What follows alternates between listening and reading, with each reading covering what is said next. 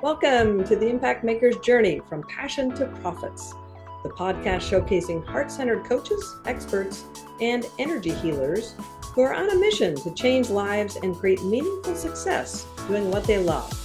I'm your host, Wendy Vaughn, business success coach and founder of Impact Maker Coaching. And I've got to be honest, the path from passion to profits is rarely easy, but it's always filled with growth, clarity, and surprising rewards. Now, each week I sit down with inspiring impact makers who have turned their knowledge and wisdom into thriving businesses that are making a meaningful difference for others. I will explore their personal and professional journeys, how they found their calling, and how they continue to stay aligned with their passion along the way.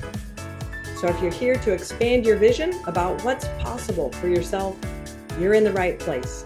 So join me as we discover the positive ripple effects created by today's guest. All right. Hi there, everyone. I have as my guest today, Mike Garner. Now, Mike is a brand storyteller who helps coaches and small business owners to dig out the parts of their stories that they may be unaware of or just, make sense of it all. So welcome, Mike. I am so excited to have you as my guest today. Really happy to be here.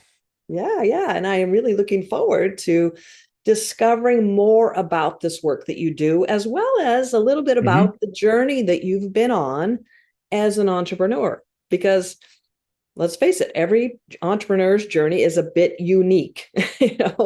All the meandering and the hills and the valleys and the, crossing the rivers to get to where we are today. So, and typically that journey also includes lots of opportunities, as I call it, for personal growth.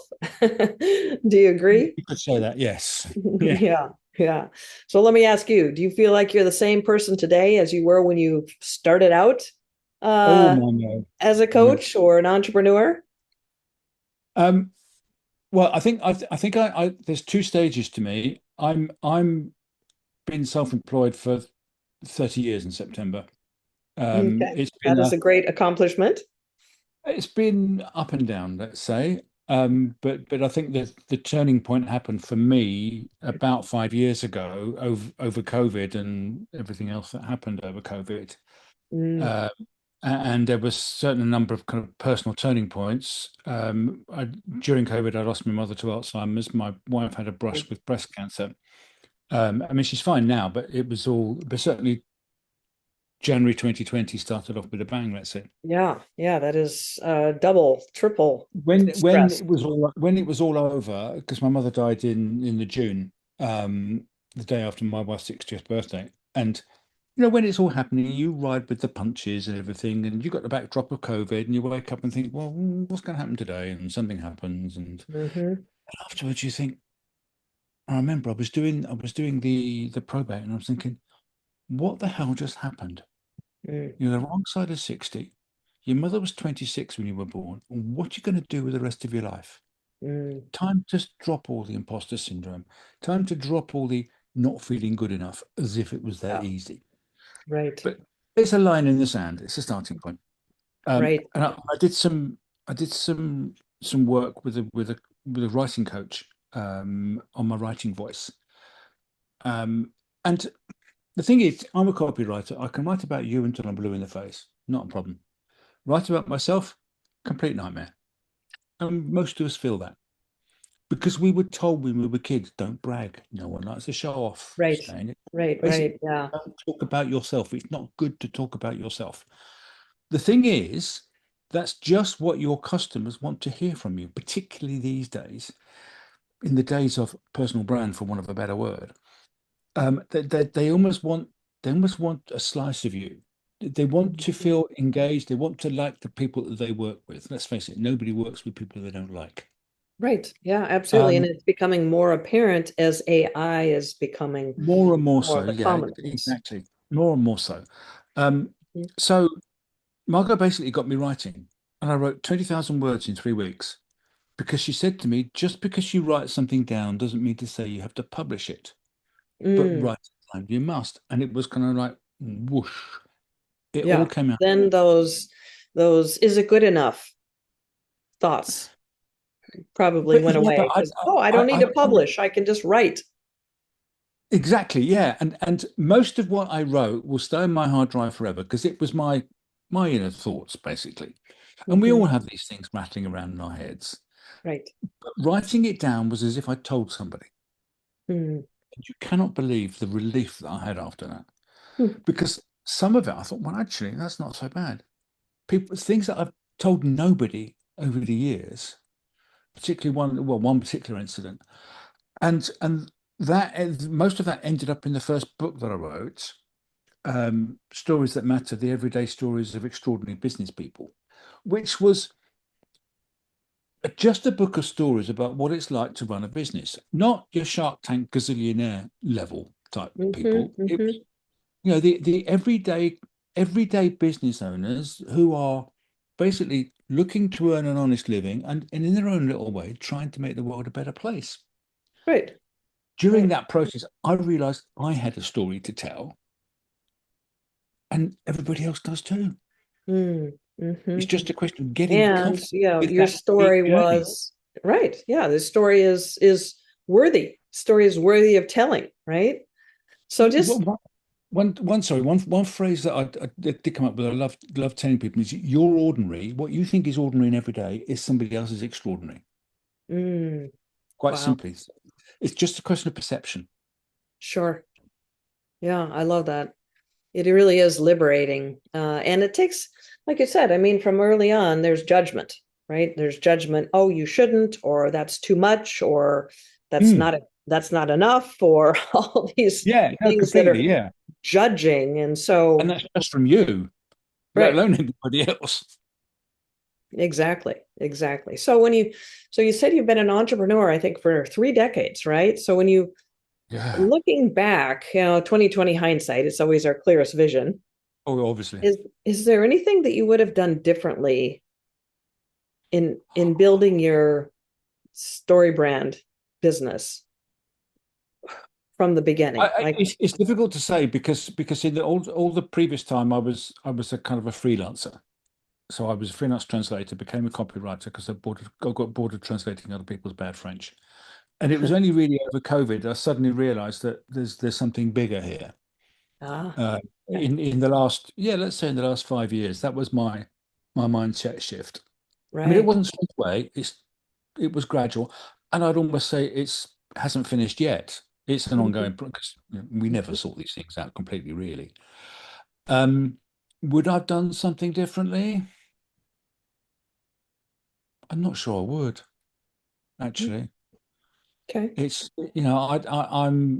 I've got over, I mean, I've had regrets in the past. There's all kinds of things I've done before, when I was employed that I think, well, that was a stupid thing to do.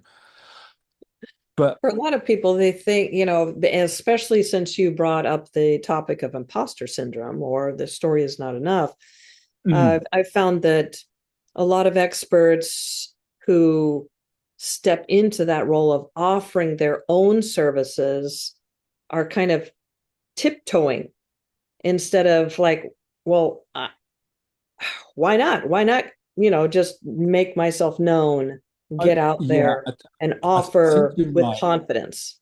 I think you're right. And what really happened, I mean, I suppose if I've got a regret, yes, it's not talking about this stuff earlier than I did. Hmm. But that said, I came to it when I was good and ready. And there is a moment of realization that you matter. Right. And I think that is the Rubicon moment almost. Hmm. It's So if and we we could all just have like to get come there to that. quicker, get there Well, quicker. And I have a feeling that's why that we the work work with other you, people, isn't it? yeah, that the work you do helps people to get there quicker. So I know That's your what I'd like to specialty is, think. Yeah. yeah, I know your specialty is working with those coaches and small business owners, Yeah. specifically like service-based business owners Generally, or yes. Service-based, okay. So curiously, solopreneurs or small teams.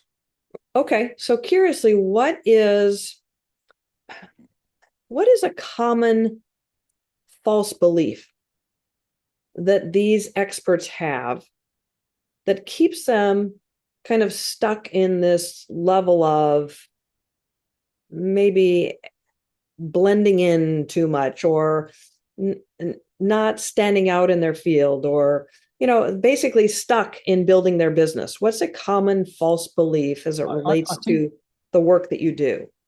I think the most common one is thinking that they can rely on their expertise. And I probably need to explain that. If you take two accountants, they have exactly the same product. Mm-hmm. My balance sheet is not better than your balance sheet. Right. It's numbers, it's data. It's number, it's data. And it's almost like, and I think clients presume you know what you're doing. Two accountants, they take them pretty much at face value, if nothing else, because the consequences of being a bad accountant are, you're not an accountant anymore. Right.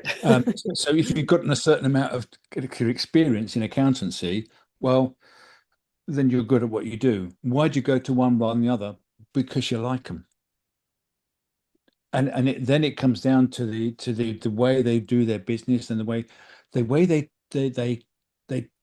try to stand out, and the way, I mean, some of them try too hard Mm-hmm. sometimes.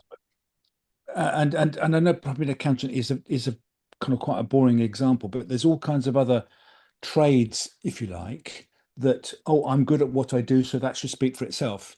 Well, even That's not even good enough. just hearing the passion behind, like, oh my gosh, when I was 5, I was always, dividing up the jelly beans, or whatever, But knowing no, exactly, yeah, that passion goes way back, and it's like they're not just making a buck, it's something that really lights them up. And so yeah, you would choose that accountant, that CPA, over another because they care more, right? yes, yeah. I mean, I worked with recently. I worked with a. She's not really a coach. She runs it was a kind of an outside kind of wilding type business. They take you on tours around forests and things. And she told me that camping and stuff like that is not at all my Okay. thing. But everyone's making money somehow. But that's the kind of thing she used to do as a kid. She told me when she was 8 or 9, and it's kind of almost romantic that Right. that stayed with her. I mean, she's in her 30s now. That stayed with her throughout her life. And Yeah. and It's a that's an almost a element of purpose. It's a trust. passion and That, a that's purpose. an Yeah. element of, and it's a backstory. It's Hmm. the story I just told you. That's my inciting story, if you like, because every story needs a kind of a spark. The Yeah. sheer fact that I was 62 by the time it happened, sorry, is irrelevant. The fact that the important thing is that it happened, and I think we all have those moments of, why do you do what you do? Why did you start this thing in the first place? Hmm. Yeah. And Yeah. and clients are interested in that. Hmm. Right. If it's Um, relevant and not yeah. just meandering, blah, blah, blah, blah, blah. So, and Oh, we can that's, still find when I things there. introduced you into the show, we say, I introduced you as, being able to make sense of what to bring forward, what have a That whole lifetime is that's the whole relevant, thing. the essence, because we all could just sit here, like you said, you write 20,000 words, Yeah. nobody wants to hear 20,000 words about a person, but they do No, want to no, no, hear you don't. that You don't. relevant It's half a thing book. that positions them as being, wow, this is a step above, or that's really cool, or I relate with that, or that has meaning to me. So, There isn't, in terms of, sorry, in terms there is of these, another thing about, yeah, okay. go on. No, just very quickly, there is another thing about that, is that it's very difficult to see yourself. It's the old thing about not being able to see the label from the inside of the bottle. Hmm. All this stuff was pointed out to me. All the things that kind of connect me up right down to my childhood and what I do now. Hmm. It's kind of quite difficult to see from the outside. Yeah, From the definitely, inside, I mean, because sorry, from the there's inside. different meaning that it has for you versus somebody from the outside. Yeah, You exactly. Yeah. you have the meaning attached to it that none of us could even begin to understand. Whereas Yeah, if we're positioning the work that we do, then a different story now has meaning to a potential we client. all have So, transferable skills. yeah. So when it comes to these coaches and these small business owners who are striving to build their businesses, right? What does that mean? That means they're wanting to attract more clients, they're wanting to be sought after experts, they're wanting to be known. Mm. What is going on for them when it comes to building their business or the frustrations therein, more appropriately, Mm. that finally prompts them to say, "Ugh, enough is enough. I need to look up that Mike Garner guy and see what I can do to fix this." So what's I, going I, on? Just give us a little snippet in terms of, you know, the before and the after. Maybe even share a story, if you will, about a client, just to help us get our heads wrapped around the power of what you call brand story. well, I worked with a client last year, I think it was, beginning of last year, um, a human resources consultant, and there's plenty of those. They do valuable work. They work with contracts and things, and it's fairly run of the mill stuff. And she came along to me and says, I can't work out, I can't find my, not so much my why, but what makes me different, if you like. And a lot, but I say the majority of people do come along to me and say, I don't know why I'm different. And Mm-hmm, they're all trying unsuccessfully to be different. mm-hmm, Um, and please don't say you really care about your customers, because some still do. But she came along to me, and no, she's an HR consultant, um, born in South Africa of Indian origin. So she grew up in South Africa in the 80s on the wrong side of the fence, which obviously had a big effect on all the things, particularly after 1994 with integrated businesses and things and everything. She came to London about 15 years ago and carried on doing all this the HR stuff. And she's a woman in her mid 50s, I think. Um, and she works with business owners primarily, in the growth stage, if you like, not startups, ramp up kind of. So they're just starting to take on their new staff, and their main worry is, well, will these people have my values and everything? Will my company change because I'm bringing new people in and everything? So am I diluting what I'm thinking at the beginning? And I said to her, yeah, you're not only you're an HR consultant, but you're also a strategist, because you're teaching people how to recruit properly rather than just willy-nilly. mm-hmm, And given the fact that she's in her mid 50s, most of the people you're working with are going to be 20 years younger than you. So you're also a mentor. And that moment of realization, that moment of, this is why I do this kind of, there's that open moment, to be quite honest, to burst into tears. But not that I have a habit of making my clients burst into tears, but it's just kind of happy tears, obviously, because it was that moment of relief, that moment of, oh yeah, that's who I am. And mm-hmm. Right, that clarity. Mm-hmm. I Like you think the said, big from the difference outside looking, yeah, from the inside looking out, you don't see how that's a differentiator, but from the outside looking in, no, it, but from the inside looking out, um, and I've been reading a lot, for some reason I've been reading a lot about this over the last week. It's a question of the successful coaches know who they identify as.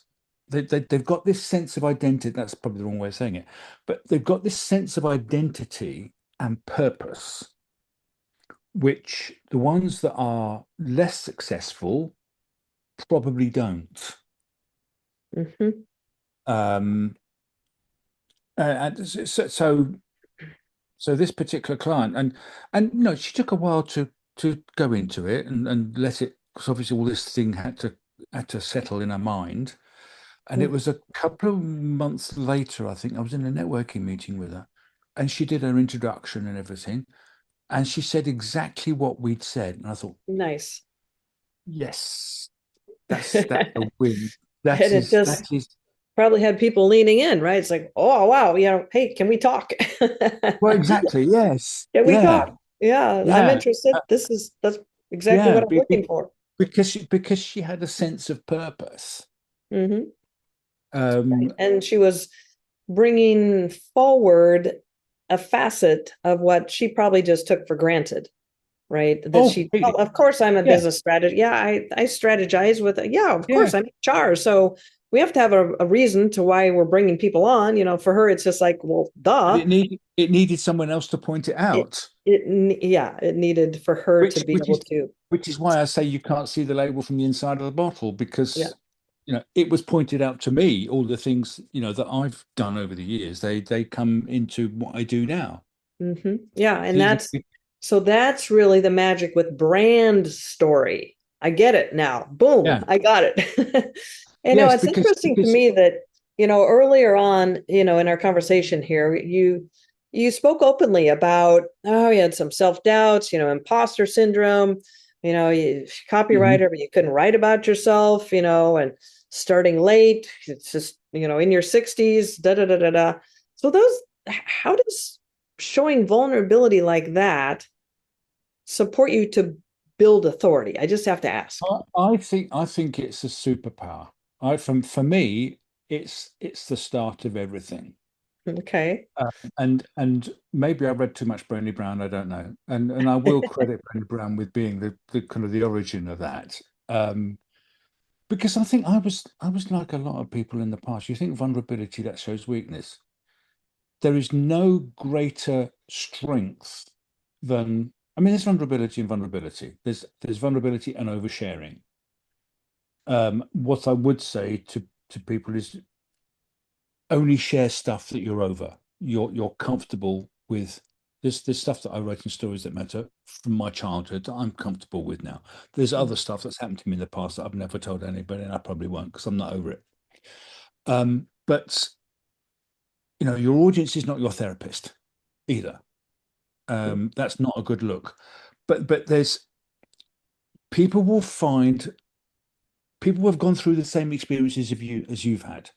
When you're going through these things, often you think, oh no, I'm kind of quite unique.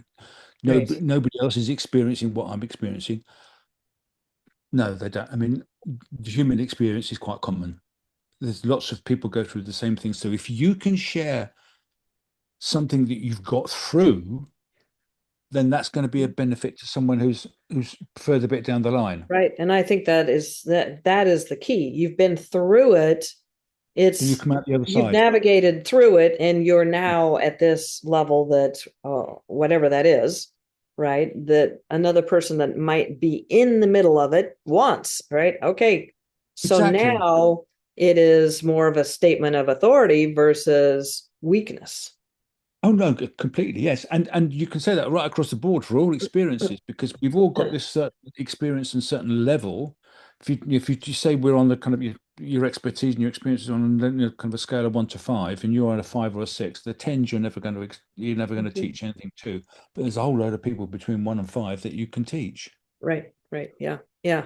So true. And Mike, you're obviously very passionate about doing this work. And And I it's love to see that because what I know and what I've seen over and over during the 8+ years that I've been coaching in the business building space, right, mm, is that the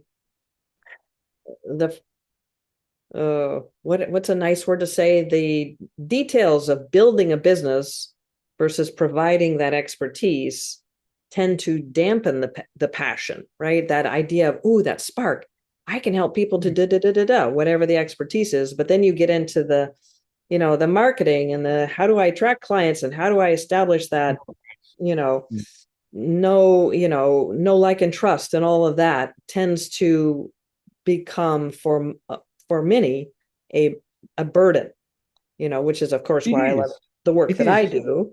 But the point that I want to drive here is that the work that you do is creating such ripple effects. So I'm Mm. curious, what is the secret for you to keep that passion and that excitement for the work that you're doing refueled?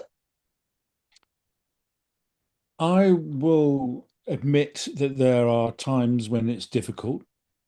There are times when I think I don't know what I'm doing. That's because I think we all do. But then I just I think I get into conversations like this, really, and I think this is going to sound a bit woo-woo, but this is what, and believe me, I'm really not woo-woo, but this is what I'm here. This is what I'm on this earth to do. Mm, I spent so long looking, literally. I mean, 40 years an adult, really, 40 years of thinking that I wasn't particularly not relevant, that's not the word, but I wasn't particularly more important than anybody else. And the first time that bowled me over, not long after I had this realization, I was on a call with someone and they said, I love hearing your stories. mm, Didn't know I had any. I mean, I've lived around a little bit. I lived in France for 20 years and stuff like that. So people find that exotic and everything. But it's just that realization. And again, the imposter syndrome might come in a little bit there as well. Is yeah, you've done an awful lot of stuff, and people are interested in this stuff. I mean, I still amaze myself every day sometimes that people show interest. Um, but I get over it. But it's that kind of it's the thrill, I think, of. I mean, I love just talking to people. I'm a nosy bugger, really, and I love to Well, you're talk about. you're excavating and discovering those Well, golden exactly, stories yeah. within people's history. And So it's not it's nosy, it's your work. it's I mean it's not for nothing that I've got a degree in history because I had to again I had one of those moments when I was 16 and I suddenly thought, oh, this history stuff is quite good, and it's not that much different to doing history, Right, really, particularly if I get into personal journeys and working out what's important, what's not important, and stuff like that. right. Because when it comes down to it, all this is working with clients to work out what they're selling, who they're selling to, and what they bring to the party, with the emphasis on what they bring to the party. Mm-hmm. Because they are the things that make them unique, Right. really. Yeah. You Yeah. know, I love they that. are the reason why I go to you, not to somebody else. Exactly. And knowing Mhm. who that person is part of that decision. So, and Yeah. I believe that, helping people to achieve those new levels of success in their business and overall confidence in owning their value creates that huge ripple effect, right? And the Just key think of word how there is many more people they're able mm, to serve when they have that powerful message that lands and resonates and differentiates them. So, yeah, one of my mentors early in my career as an entrepreneur was Mark Victor Hansen, okay. the co-author for the Chicken Soup for the Soul series. And now he wasn't a direct mentor. I was in a mastermind with he and Bob Proctor. It Okay. was called the 3% Club, and it was a phenomenal experience. We got to meet once every quarter in Colorado Springs at the Broadmoor, and a small group of business owners, and Hmm. talk about storytellers, Mark Victor Hansen and Bob Proctor. My goodness. But the Hmm. stories were empowering, right? They were inspiring. And that's another really powerful technique of learning that craft of storytelling. But one of It the is. things that I learned from Mark, which, of many, many, many things, was he pulled me aside and he said, and I'm sure he taught tens of thousands of other people this too as well. But he said, Wendy, because I was kind of complaining to him about frustrations. Hmm. And he said, Wendy, you just need to have what he called a big, hairy, audacious goal Yeah. for yourself. Something that just has you looking at the world differently and seeing yourself as a part of that tapestry and the difference that you're making. And so that's, it kind of reminded me of what you were saying as for me, I've always had a big audacious goal ever since then, and it's evolved a bit, throughout my Mm. entrepreneurial journey. But since I've been a business coach, the vision that I have and how I see it, every time I hear experts like yourself speak to the difference that they're making, it really anchors in my big audacious goal, which is raising consciousness within humanity, because Yeah. you're helping people to wake up to their greatness, right? And Yes, the I think so. ripple Yeah. effects of that are endless, truly And, endless. and I think it's because I've been on this journey. I'm on this journey. It's a journey of constant discovery. Mhm. Um, I can do this for people that are kind of further down the line than me because it's almost like a kind of a Damascene moment, it's Yeah. almost that big flash of light, literally, and I'm not trying to over egg it. It's that big flash of light. I think, oh yeah, Hmm. and then you move on from there. Right. It's It's that inciting moment, right? When it they is. capture the essence of why they're here and their uniqueness. And I love that. So just curious, I'm going to put you on the spot, Mike. Do you have a big audacious goal or vision for yourself or your business? I want to get to the state. I mean, I'm doing one-to-one work at the moment. I think there's a lot of scope to make this one to many, take it to stages, take it to the world. Mm. I'm not entirely sure what that looks like yet. Um, Perhaps one of my limiting belief is that I am 67 and having a 10-year goal is a little bit scary for me. But Who says it's a 10-year goal? You could, no, no, through no, connections, it's a but 1 or 2 year goal at the moment. Yeah. yeah, I love that idea, taking it to the world, because when you think of the power that comes through, I mean, I live here in Hawaii, and the Hawaiian culture is based on storytelling. Yeah. Most indigenous cultures are Mm, storytelling. It's how yes. history was documented and how people learned, how they passed on the culture and values and moral obligations and everything was through storytelling. And Hmm. so it's really an art form that is grounded in, historically. And so I love your vision of taking it to the world, because I think it is, for a lot of people, a lost art. We've diluted it into headline news, versus the depth of really what could be communicated. So yeah, I'm a I'm champion right. for your vision. Absolutely, Mike.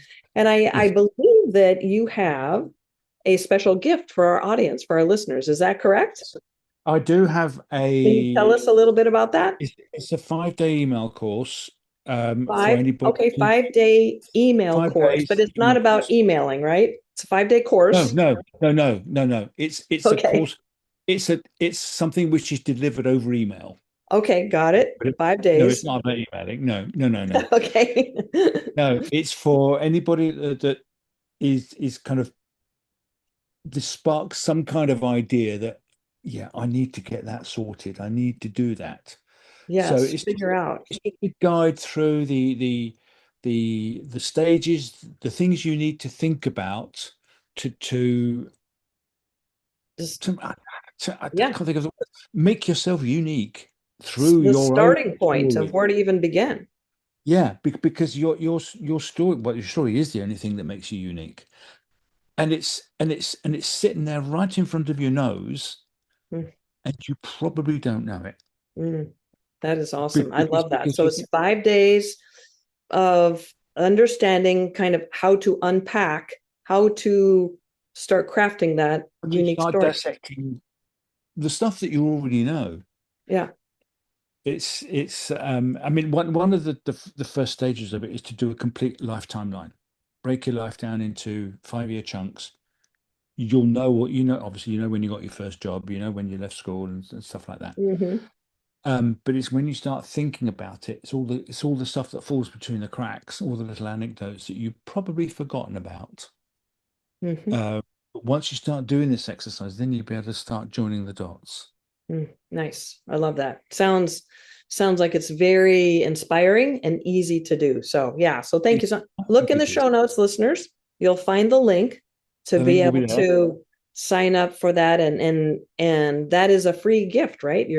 It is. Yeah. Yeah. That sounds like tremendous value. So thank you so much, Mike. I appreciate you offering that to our listeners. And it's just, I have really enjoyed, Me too. hearing your story and your perspectives about the value that people inherently have that's maybe just kept, a secret, right? Doesn't need to be. It needs to be brought to the world to help them differentiate themselves, and just really understanding how it can quickly build that authority in today's world where trust is, it's a necessity. Getting to know another person is a necessity. So thank you so much, Mike.